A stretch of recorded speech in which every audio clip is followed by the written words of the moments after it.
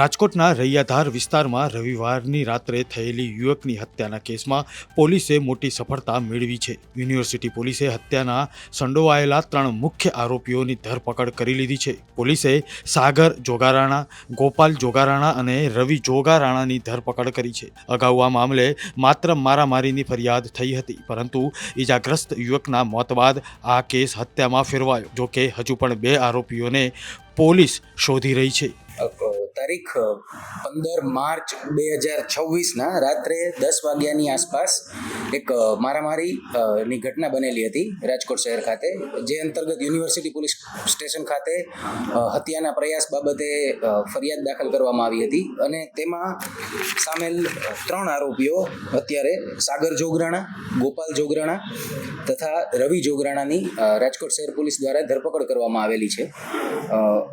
આ બનાવની વિગત કંઈક એવી હતી કે આ કામના મરણ જનાર જે ભાવેશ વણવી છે, તેમના દ્વારા હમીર જોગરાણા કે જે આ ફરિયાદના મુખ્ય આરોપી છે, તેમના વિરુદ્ધ સિચોડાને લઈને ફરિયાદ કરવામાં આવતી હતી વારંવાર, તથા મરણ જનારના એક કૃપાલીબેન નામના મહિલા જોડેના સંબંધો હતા તથા હમીર જોડે પણ તેને ઇન્સ્ટાગ્રામમાં વાતચીત થતી હોય અને સંબંધનો શક હોય, જે બાબતે ભાવેશ વણવી જે આપણા મરણ જનાર છે તથા મુખ્ય આરોપી જે હમીર જોગરાણા છે, તેમના વચ્ચે મંદુક હતું અને તે બાબતે આ ઝઘડો થયેલો હોવાનું પ્રાથમિક તપાસમાં સામે આવેલ છે. પોલીસના જણાવ્યા અનુસાર હત્યા પાછળનું કારણ જૂનું મનદુખ હોવાનું હતું. મૃતક ભાવેશ વાણવી અવારનવાર આરોપીઓના શેરડીના ચીચોડા બાબતે ફરિયાદ કરતો હતો. આ ઉપરાંત ઇન્સ્ટાગ્રામ પર એક સ્ત્રી પાત્ર સાથે વાતચીત કરવા બાબતે પણ બંને પક્ષો વચ્ચે વિવાદ ચાલતો હતો, જેનું પરિણામ આ કરુણ હત્યામાં ફેરવાયું હતું. આ કામે જે આપણે 3 આરોપીની અટક કરેલી છે, સાગર જોગરાણા, ગોપાલ જોગરાણા તથા રવિ જોગરાણા, તેમના વિરુદ્ધ કોઈ ગુનાહિત ઇતિહાસ નથી જણાઈ આવેલો, પરંતુ આ કામના જે મરણ જનાર છે ભાવેશભાઈ વણવી, તેમના વિરુદ્ધ ભૂતકાળના 8 ગુનાઓ છે, મારામારી, રાયોટિંગ, ધમકી તથા પ્રોહિબિશન જેવા હેડ હેઠળના, અને તેમની પાસા હેઠળ અટકાયત પણ થઈ ચૂકેલી છે. આ બાબતે હજુ તપાસ, ડિટેલ્ડ ઇન્ટેરોગેશન અને તપાસ ચાલી રહી છે, પરંતુ જે 15 તારીખના રાત્રિના જ્યારે ભાવેશભાઈ તેમની સાથે રાહુલભાઈ પરમાર સાથે બાઇક પર જઈ રહ્યા હતા, ત્યારે આપણે દ્વારકેશ પાર્ક મેઇન રોડ પાસે તેમના પર પાછળથી બાઇક પર અલગ અલગ માણસો દ્વારા આવી અને ધોકા, પાઇપ વગેરે વડે હુમલો કરવામાં આવ્યો હતો અને ત્યારબાદ તેમને સ્વિફ્ટ ગાડીમાં નાખી તેમનું અપહરણ કરી અને આગળ જઈ અને છોડી દેવામાં આવેલ હતા. હાલ આટલી જાણકારી મળેલ છે. હમીર જોગરાણા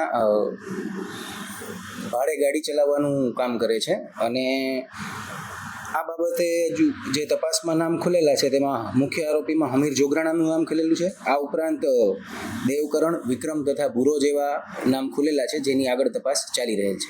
જી, યુનિવર્સિટી પોલીસ સ્ટેશન ખાતે એક અરજી કરેલી હતી, જેમાં અમે વિગત જણાવી એ રીતે જ કે કૃપાલીબેન અને ભાવેશ વણવી વચ્ચેના જે સંબંધો હોય તેના આધારે તેમને હની ટ્રેપની ધમકી પણ આપવામાં આવેલી હતી, જે બાબતે હમીર જોગરાણા દ્વારા અરજી દાખલ કરવામાં આવેલી હતી. આ તમામ આરોપીઓની હાલ અમે તપાસ કરી રહ્યા છીએ. વધારે વિગતો આવશે એટલે જાણ કરવામાં આવશે. તપાસમાં તમામ સંડોવાયેલા વ્યક્તિઓ જેમના નામ ખુલશે એ તમામ તપાસ કરવામાં આવશે. અહીં ઉલ્લેખનીય છે કે બનાવ બાદ મૃતકના પરિવારજનોએ જ્યાં સુધી આરોપીઓની ધરપકડ ન થાય ત્યાં સુધી મૃતદેહ સ્વીકારવાની ના પાડી હતી. જોકે ઉચ્ચ પોલીસ અધિકારીઓની ખાતરી બાદ અંતિમ વિધિ સંપન્ન થઈ. મહત્વની વાત એ છે કે આરોપીઓનો કોઈ ગુનાહિત ઇતિહાસ નથી, જ્યારે મૃતક ભાવેશ વાણવી સામે અગાઉ 8 કેસ નોંધાયેલા હતા અને તે તાજેતરમાં જ પાસાની સજા કાપીને બહાર આવ્યો હતો.